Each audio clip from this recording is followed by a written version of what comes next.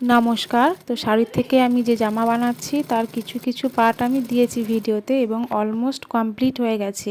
তো কুচিটার নিচে যে একটা ছিট দিতে হয় সেটাতে আমি লাইলিন না দিয়ে কাপড়েরই অন্য একটা অংশ ছিল যেটা একেবারেই হলুদ, কোনো নকশা দেওয়া ছিল না। তো আমি ভাবলাম সেই পার্টটাই জয়েন করে দিই। তো জয়েন করার পর দেখো ধারটা এইভাবে সরু করে মুড়ে নিচ্ছি, কারণ নিচেটা না মোড়ালে তো সুতো বেরিয়ে যাবে। তাই আমি এইভাবে একদম সরু করে একটু মুড়ে নিচ্ছি। মুড়ে নেওয়ার পর আমি মেপে দেখছি যে ঠিকঠাক মাপে আমার এসছে কিনা। তো একটু বাড়তি আছে, তো ওটাতে কোনো প্রবলেম হবে না, কারণ শাড়ি আমি বেশি করেই নিয়েছিলাম। তো সেলাই করতে করতে হঠাৎ যদি সুতো ছিঁড়ে যায় তাহলে কেমনটা লাগে বলো তো? আমারও সেরকম হয়েছিল।